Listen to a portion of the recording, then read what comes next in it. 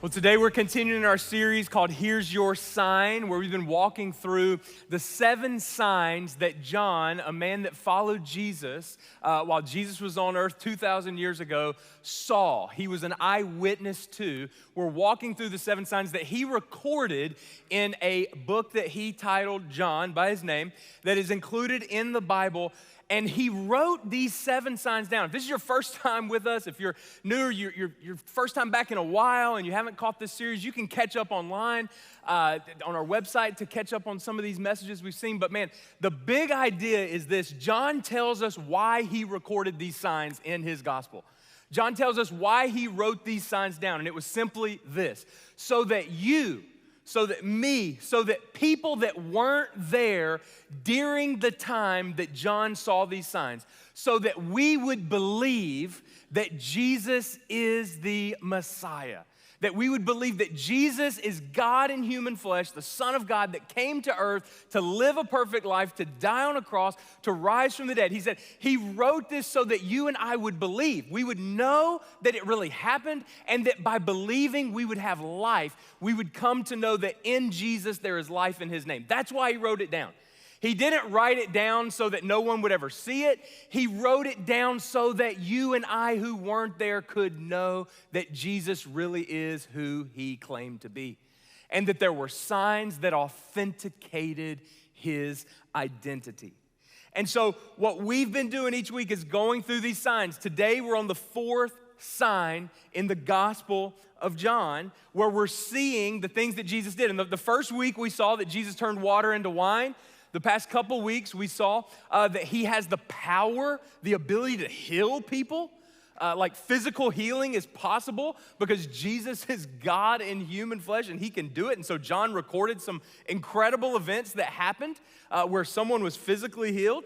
And then today we're gonna see the 4th sign that John records. And the thing about this sign is, like every sign, I'm gonna go ahead and tell you up front, it's going to give you reason for why you should believe in Jesus. Not just that he exists, but believe that he's worth giving your life to, believing in him instead of anything else. This sign's gonna show us that, but it's also, this sign today is going to expose something about each and every one of us. It's going to expose something about each and every one of us. So I know you're excited to hear what that is, right? But we are. It's going to be great. You're gonna be glad that you are here today or that you're watching online. And so we're going to see that today with this sign. And this sign comes in John chapter 6, verse 1. John is just recording chronologically what happened in these signs. We don't know exactly when it happened, but we know that it happened after the 3rd sign. And so John is about to tell us what happened. And so let's just jump in, all right? John chapter 6, starting in verse 1. Here's what we read. That sometime after this, Jesus crossed to the far shore of the Sea of Galilee, that is the Sea of Tiberias, and a great crowd of people followed him. Why? Because they saw the signs he had performed by healing the sick. So they've seen what Jesus can do. They've seen his power. They see that he's a healer, and they're like, we want to see what he's going to do next, right? So then, verse 3, Jesus went up on a mountainside and sat down with his disciples. The Jewish Passover festival was near. When Jesus looked up, verse 5, and saw a great crowd coming toward him, he said to Philip, who was one of his disciples, "Where shall we buy bread for these people to eat?" He asked this, John tells us, only to test him, for he already had in mind what he was going to do. Now, the amazing thing, let me just pause right here. The amazing thing about these signs in the Gospel of John that we're going through is that the other gospel accounts give credence to them because they have their own signs that those eyewitnesses wrote down, okay? And so we have 4 biographical accounts of Jesus' life: Matthew, Mark, Luke, and John.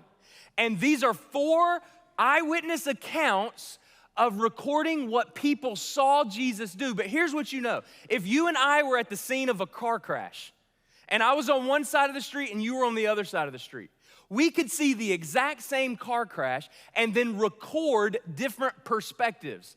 Does that mean they contradict? No, that means they complement one another because they're from different vantage points. That's what's going on in the Gospels, Matthew, Mark, Luke, and John.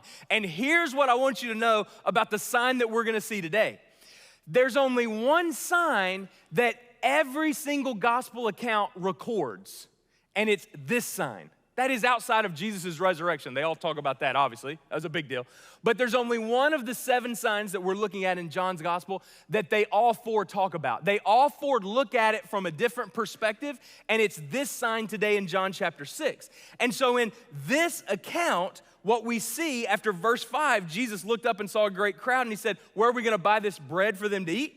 In other gospel accounts, we read that it was getting later in the day. They give us that detail.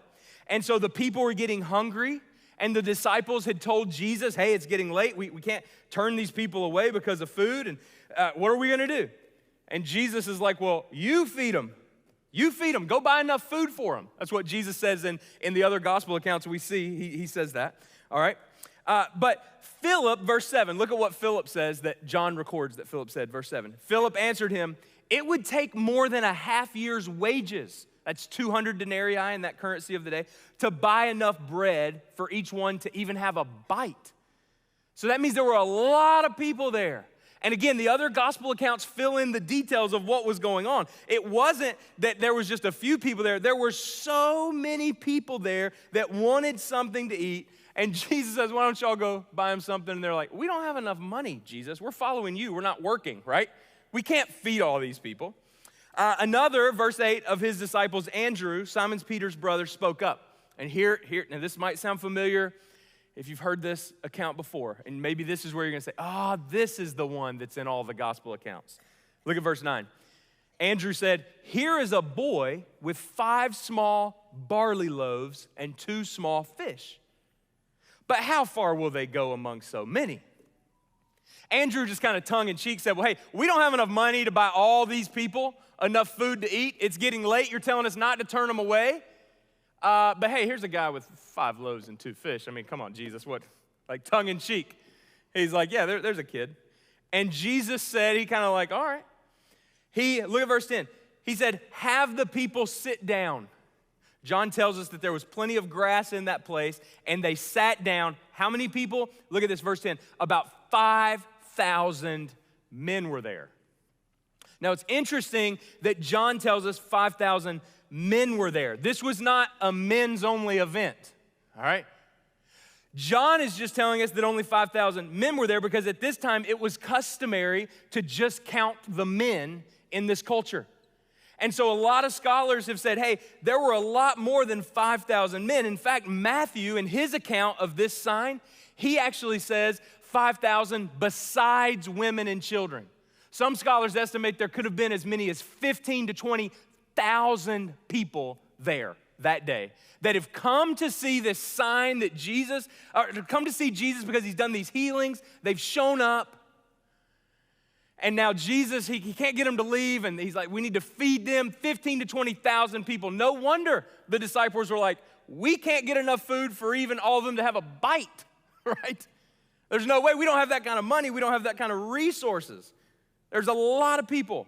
And Jesus, knowing there's 15, 20,000 people there, looks to this boy with 5 loaves and 2 fish, and he was like, yeah, maybe this is our answer. Because you're right, y'all don't have the monetary resources to go to town and buy enough food for all these people. I mean, how in the world would you even transport it? Verse 11, Jesus then took the loaves. I love that John doesn't tell us that he asked the boy or anything. He just took the loaves, and we'll see why in just a second. Jesus then took the loaves, gave thanks, and distributed to those who were seated. Now here, just as much as they wanted. It's like, whoa, now hold on. You don't have to have gotten past kindergarten graduation to know that the math doesn't work there, right? 5,000 men only, which women and children, probably 15 to 20,000, and 5 loaves and 2 fish. Now, these would have to be some really, really big fish and some really, really big loaves for everybody there to even have like a lick, like a pinch, like a bite. I mean, how can he take 5 loaves and 2 fish, and they would not just get a bite, but they would get as much as they wanted? I mean, we know that it wasn't that big of fish and that big of loaves because the boy was carrying them, right? So he takes these 5 loaves and these 2 fish and distributed to those who were seated as much as they wanted. He did the same with the fish. And Matthew, in Matthew's account of this sign, he tells us a little bit more, okay? That after Jesus broke the bread and gave thanks, he did not distribute the bread personally, but it was distributed by him through the hands of the disciples.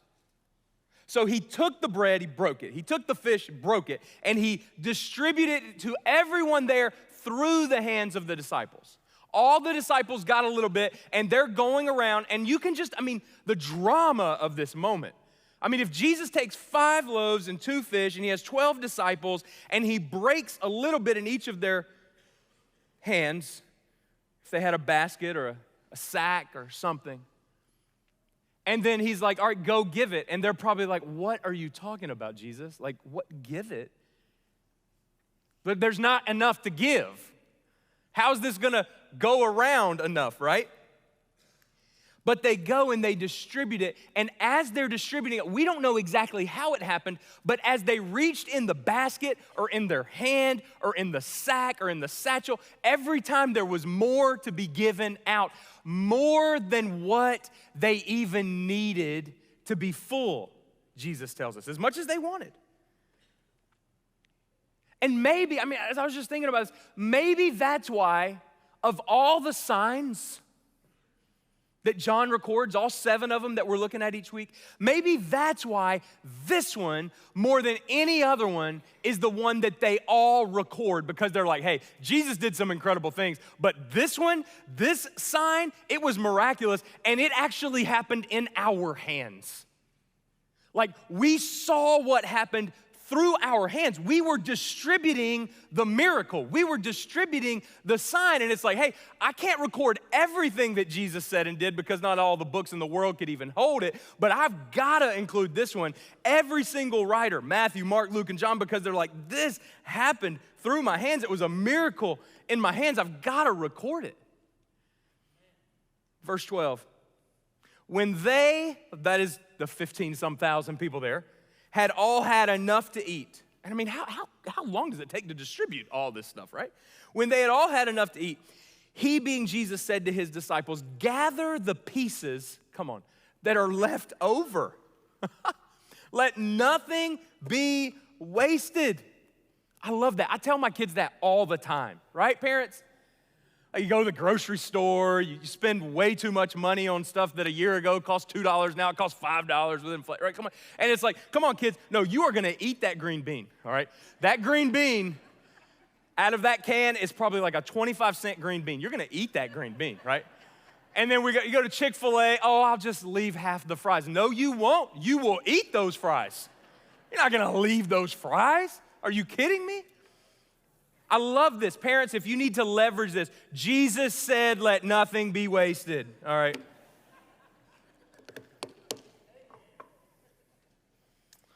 It's a joke. It's a joke. So, verse 13. So they gathered, this is the disciples. Get this. So they, the disciples, gathered them, the leftovers, and oh my goodness, look at this, and filled 12 baskets with the pieces of the 5 barley loaves left over by those who had eaten. I think there were leftovers, in all seriousness, so that Jesus could just prove, hey, this wasn't like an optical illusion. This wasn't a mistake. You thought we didn't have enough to feed 5 people, but I'm gonna show you that there's enough that you can take 5 loaves and 2 fish and feed 15,000 people maybe that were there, right? And not just that you could feed them there to where they're full, but there's gonna be enough that's left over. But it's not just that. Did you see this? Did you see this? How many baskets were left over? 12. Could it be that Jesus made sure there was enough for 12 basketfuls left over so that each disciple could take a basketful home to remind them, hey, let's never forget what Jesus did that day. we've each got a visible, tangible, physical reminder of the miracle that day. I don't think it's a coincidence. But verse 14, after the people saw the sign Jesus performed, they began to say, surely this is the prophet who has come into the world. Sign number 4, the fourth sign that Jesus did to reveal his identity, the fourth sign that John recorded so that you who weren't there at the time that these signs happened would believe that Jesus is the Messiah, the Son of God, and that by believing you would find life in his name. That's why John recorded it. And look at verse 14. After they saw the sign, they began to say, surely this is the prophet who has come into the world. I mean, come on, this should cause you to believe, right? I mean, there was no, processing plants. There was no additives or enhancers or artificial multipliers. He didn't substitute 95% of some other substance, not too much so that you can still call it fish and bread, right? He didn't do that. He didn't multiply it with something outside of him. He just looked at it and took it and multiplied it and made it something. It was authentic fish and authentic bread, and he did it because he can. And he can because he's God.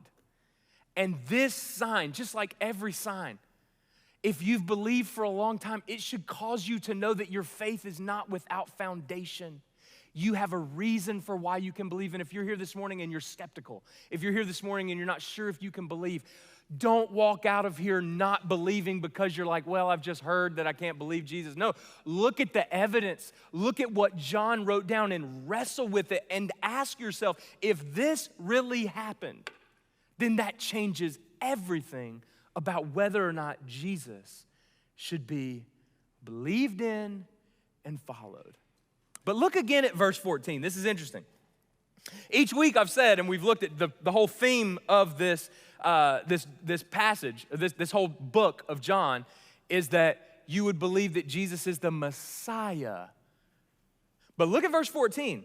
After the people saw the sign Jesus performed, they began to say, surely this is the prophet. They didn't say Son of God. They didn't say Messiah. They didn't say Christ. They didn't say why John wrote this down. They said, surely this is a prophet. Someone who is sent by God, from God, to do something that normal people can't do. But they, at this point, these people, the multitude, the crowd that was there, looked and saw the sign and they believed. But they didn't believe fully in the purpose for which Jesus came. He didn't come so that people would believe he was a good man. He didn't come so that people would believe he was just another prophet. He came so that people would believe he was God. Jesus, verse 15, Jesus, knowing that they, the crowd, intended to come and make him king by force, withdrew again to a mountain by himself. Jesus knew what was in their hearts, and he knew what they wanted. They saw the sign, and they had their own ideas about who he was and the purpose for which he came and what they wanted him for. They didn't want him to be God in human flesh that came to die. They wanted him for their own purposes. They wanted him to overthrow the Romans because they were under oppression in Israel, and they wanted him to come and overthrow the Romans. They were wanting a physical kingdom. That's why they wanted to make Jesus their king. Well, obviously, the day's getting late. And I'm not talking about today, if you're hungry. Just hold up a second, all right? I'm talking about the day that Jesus did this. It was getting late. I mean, they fed a lot of people. There's this miraculous sign that's happened. And so the sign has happened, and Jesus has to go away from the people. And so he goes away from the people after making them food. I mean, talk about a buffet. I mean, they have eaten their fill. And he withdraws because he knows what is in their hearts. They want to make him king for their own purposes. But look at what happens next. The people didn't give up that easy. Verse 22. The next day, the crowd that had stayed on the opposite shore of the lake realized that only one boat had been there and that Jesus had not entered it with his disciples, but that they had gone away alone. Then some boats from Tiberias landed near the place where the people had eaten the bread after the Lord had given thanks. Once the crowd realized that neither Jesus nor his disciples were there, they got into the boats and went to Capernaum in search of Jesus. Now, can you say stalkers and like persistent? Jesus knows what's in their heart. He's done this miraculous sign. He goes away on his own, and now they're like, where did he go? The next morning, we've got to find him. And so they are persistent. Verse 25, when they, that is the crowd, found him on the other side of the lake, they asked him, Rabbi, when did you get here? That's the verse I really want you to pay attention to. Verse 26, Jesus answered, very truly I tell you, you, the crowd, and just imagine all these people just traipsing around the Sea of Galilee and around the shoreline and just through town. Very truly I tell you, Jesus says, you are looking for me not because you saw the signs I performed, but because you ate the loaves and had your fill. You aren't looking for me because you want me. You're looking for me because you were hungry and you got full. This is one of the most powerful and convicting indictments Jesus ever utters. You're not looking for me, Jesus says, because you saw the sign and now you want to believe and worship me and follow me. You're looking for me because you want me to do another trick for you. You're looking for me, Jesus is saying, because you want me to satisfy your earthly desires. Jesus is saying, you have come looking for me because I made some bread and you want me to be your baker. You're looking for me because you want to use me for your agenda. You're caught up with the sign instead of the sign maker, Jesus is saying. They just wanted to use Jesus for their agenda. Have you ever felt used? Have you ever felt like somebody wanted you only for what you could do for them? If you're a parent, you have felt used. Let's just be honest. Let's just be honest. No knock on the kids in the room, but come on. A lot of times, kids want what they want now. They just have this visceral response, and parents want to provide because they're good parents and they want to take care of their kids, but a lot of times kids, if you're a parent, you felt just worn out because it's like, man, do my kids not know that I worked 9 to 5 and that I'm tired? And no, they don't know, no. But maybe it's not in a parental relationship, maybe just in other relationships. Have you ever felt used in a relationship where it's like all one way? A relationship, there's supposed to be some give and take going both ways, and there's supposed to be mutual understanding, but it's like, hey, I give, and all they do is take and take. Have you ever felt used? Put yourself in Jesus' shoes. He came to save. He came to the world. He left heaven to come to planet Earth because you and I are sinful, which means we are not God, which means without outside intervention, we will be separated from God for eternity. We can't work our way to God and earn right standing with Him. And God loved you so much and loved me so much, He sent Jesus down here to earth to live the life that you and I couldn't live and to die on a cross in our place, to die the death that we deserve to die so that we wouldn't one day have to die and spend eternity separated from Him. That's why Jesus came. And it was hard for Him to come. You read the gospel accounts, this was a big deal. He left heaven, perfection, for you.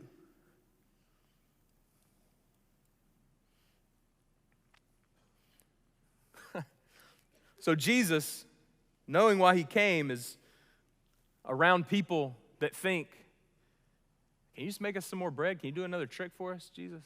And it's like, I don't think you get it. I can't imagine how Jesus was feeling, but here's the more difficult question for us in the room today. I told you when we got started that there was going to be a part of this that was going to expose us. So here we go. Have you ever used Jesus? Like, it's easy to look at these people and say, look at how they used Jesus. But here's the question for us in the room. For those of us watching online, have you ever used Jesus? Have you ever, kind of lived the life the way that you want it to live on your own terms and your agenda, and then when you need something from Jesus, it's like, oh, hey, Jesus, can you come through for me?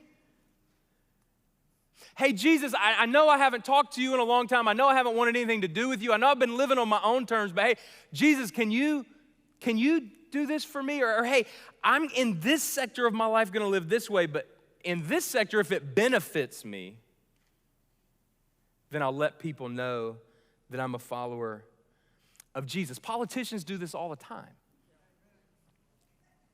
Not getting political, all right?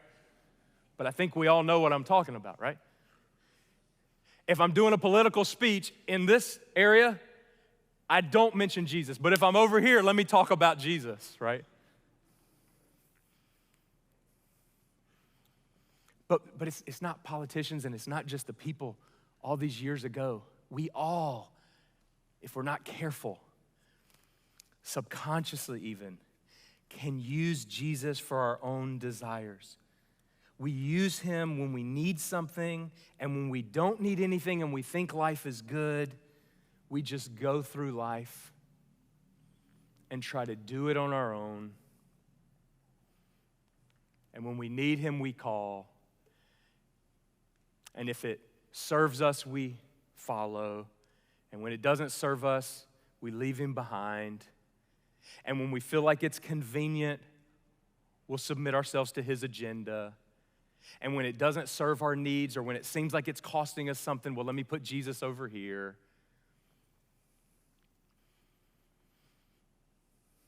Like, the people weren't so much different from me. I don't think they're so much different, if we're being honest, from us. Sometimes we use Jesus because we've seen what Jesus can do, and that's not a bad thing. That's a good thing. We see his power. But if we get enamored by the power and by what he can do, we'll focus on him as sign maker, bread baker, fish multiplier, instead of God in human flesh. And what he wants for you and what he wants for me is to see him as who he is. And the people that day are just like, hey, when did you get here? And Jesus is like, you're looking for me because you just want me to do another trick for you. Jesus goes on in verse 27 and he says this, do not work for, do not desire another trick, another sign, another thing, another food that spoils, but work for, be about food that endures to eternal life, which the Son of Man will give you. For on him, God the Father has placed his seal of approval. Jesus is saying, don't work for this life only. Think about eternity. Don't get so preoccupied with bread that you miss the purpose for which I did the sign in the first place. And we get so preoccupied with earthly things, don't we? It's so easy. It's so easy to get preoccupied with things that ultimately will spoil and won't last for eternity. It's so easy because it tastes good and it temporarily satiates. It fulfills temporarily. Fame, money, job, relationships. It's so easy to work for those types of things, food that will ultimately spoil, Jesus is saying, and miss the heart of what he's doing and what he wants to do in your life. It's natural that there's something within us that knows there's something more, and so often, what do?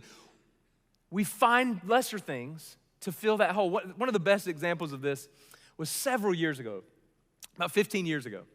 Tom Brady, many would consider the greatest of all time quarterback, did this 60 Minutes interview. And I just want to read you the transcript, a short excerpt of the transcript from Tom Brady. All right, 60 Minutes interview, and this is just a short part of it. Brady said, why do I have 3 Super Bowl rings and still think there's something greater out there for me? I mean, maybe a lot of people would say, hey man, this is what it is. I reached my goal, my dream, my life. Me, I think, God, it's gotta be more than this. I mean, this can't be what it's all cracked up to be. I mean, I've done it. I'm 27. What else is there for me? And the interviewer said, well, what's the answer? To which Brady responded, I wish I knew. I wish I knew. Now, I don't know what's happened in Tom Brady's spiritual life since this interview over 15 years ago. I know what's happened in his life. He's won a lot more Super Bowls, right? But what was Tom Brady saying? He's searching.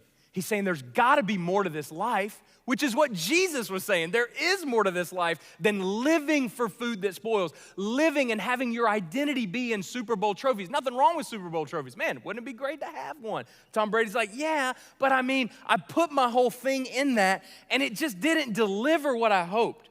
To which Jesus would say, yeah, do not work for food that spoils. Do not live for. If you feel like, man, it's just not doing for me what I thought it would, then that means you were putting your identity in it and you were living for it, which is what Jesus is teaching against. So what do?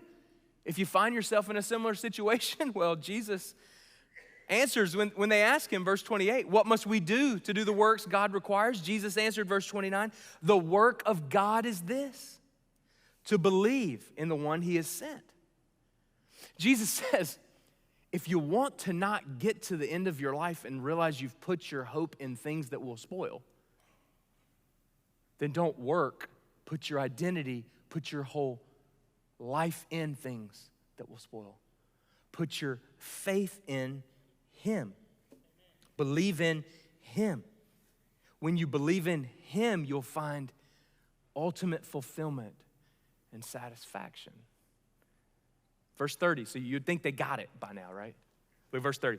So they asked him, what sign then will you give that we may see it and believe you? What will you do? They still don't get it. As if, oh, you mean like do a sign like feed over 5,000 men with 2 fish and 5 loaves, like a sign like that nobody could explain like that? It's like they still don't get it. I mean, are you kidding me? They go on. Look at verse 31. Our ancestors, they ate the manna in the wilderness, as it is written. He gave them bread from heaven to eat.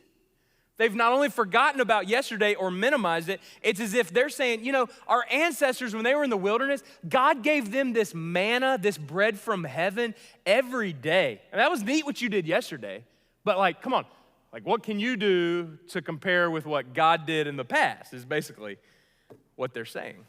Jesus said to them, verse 32, very truly I tell you, it is not Moses who has given you the bread from heaven, but it is my Father who gives you the true bread from heaven. Remember, they thought prophet here. Moses was a prophet in the Old Testament. Maybe Jesus, you're just another prophet. And Jesus is like, it wasn't Moses that did that. It was God. It was God, my Father, who gave the true bread from heaven. Verse 33, for the bread of God is the bread that comes down from heaven and gives life to the world. Verse 34, sir, they said, always give us this bread. Now they're intrigued because they still think it's about bread. Then Jesus declared, verse 35, I am the bread of life. Whoever comes to me will never go hungry, and whoever believes in me will never be thirsty. See, they're focused on thinking it's about physical bread. And Jesus says, it's never been about physical bread. It's about God himself. That's me in human flesh is what Jesus is saying here. And he's like, come to me. Let me be the bread that you need. I am the bread of life. You don't need another trick. You don't need more bread. All you need is me. All you need, Jesus would say, I can provide. All you need, Jesus would say, is me, is what Jesus. He's saying, I am what your soul was made for. That's what Jesus is saying here to the people. And I just wonder, how often do we have these desires? Do we have these longings? Do we have these things where it's like, okay, Jesus, I want you to make my life better, and he can. Jesus, if I follow you and do what you say, then won't that go well for me? Yes, I believe it will. Not because he guarantees it and there's all these, well, if you do, like he's a genie in a bottle, that's not what it's about. But there are principles that he has called us to live by, and he's proven by these signs that he can be trusted. But these desires that we have, these things that we long for, what this sign shows us is that nothing else will ever fully satisfy when we put our hope in it. Even if we put our hope in Jesus doing something for us, it's got to simply be wanting Jesus for just who he is. There's a difference, right? This sign in particular shows us that Jesus hasn't only proven who he is, but that he does desire to fulfill our deepest desires. This sign with the bread and the fish, it proves that no one else could do this. He's God in human flesh. But it also proves, as he continues to talk with the people, it wasn't about the bread. He's saying he is what our souls were made for. It's looking to the sign as proof that he should be followed, but then looking beyond the sign itself to him as the fulfillment that our souls were created for. And it all comes down to us getting to the place of deciding. Have we fully seen the greatness of who Jesus is, so much so that rather than use Jesus to get what we want, we just simply want to worship Jesus for who he is as an end to itself? What this sign shows us is that Jesus is worthy of being worshiped because he's God in human flesh. But rather than using him to get what we want, it should cause us to fall down at his feet and worship him for who he is. And here's what happens. He said, I am the bread of life. When you come and fall at his feet and you truly worship him, you see who he is. You don't come to him to try to get something from him, but you just come to him for who he is and to worship him. Do you know what happens? Your soul is fulfilled. The deepest parts of who you are find your fulfillment. Because nothing in this world that he could even do for you can fulfill you. Only him, Jesus, can do the fulfilling. I've said this before and I'll say it again. We have to see Jesus as beautiful, not useful. Sure, he can do a lot of useful things. Sure, I believe if you will follow him, it will positively impact your life in so many ways. But to come to him, the purpose of your life and what you were created for and what I was created for is to see Jesus as beautiful, not useful. What do I mean when I say beautiful? I mean other, greater, holy.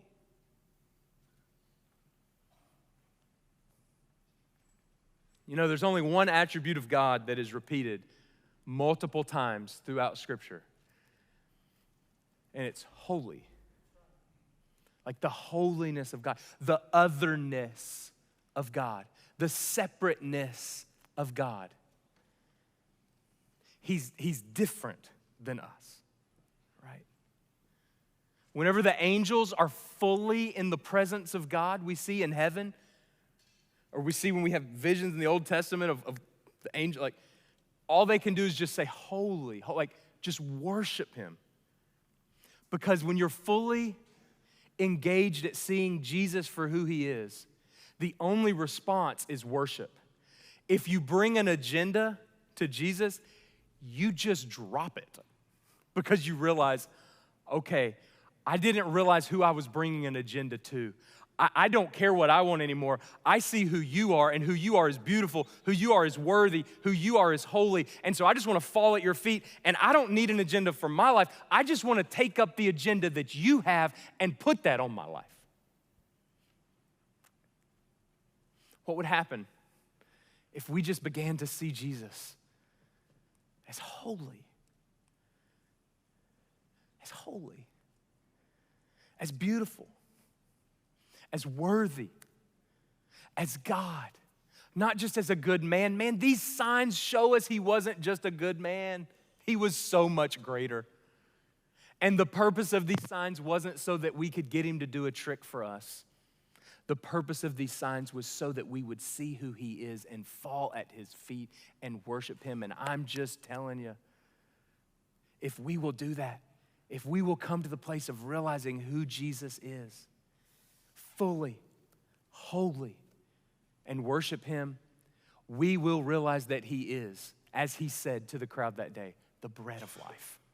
He's the bread of life. So let's be a group of people, huh? Let's be a group of people that fall at Jesus' feet and worship him because of who he is. Let's leave our agendas and the things that we want to use him for to the side. And let's take up his agenda for our life, which is to realize that he is the bread of life. Heavenly Father, I just thank you for this sign, once again, showing us who you are and how worthy you are and how good you are. And God, we have all, I know I have, tried to use you for my agenda, but God, I don't want to do that.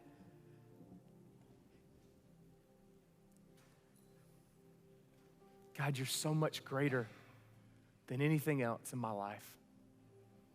You're worthy of being fully followed. So God, would you help me? Would you help me to just worship you? Father, I pray if there's anyone here this morning that realizes that they've been using Jesus, we've all been there. God, would we just decide this morning, because of who you are and what you've revealed, that we're not going to use you anymore. We're just going to come and be willing to be used by you for what you desire for our life. But more than that, God, we're just going to worship you because of who you've revealed that you are. God, during this next song, if there's anybody here that knows they need Jesus, would they just not keep it to themselves? Would they just tell somebody? Because we want to encourage them, celebrate with them, and help them follow Jesus. Lord, help us to set aside any agenda and worship you this morning. We pray in Jesus' name. Amen.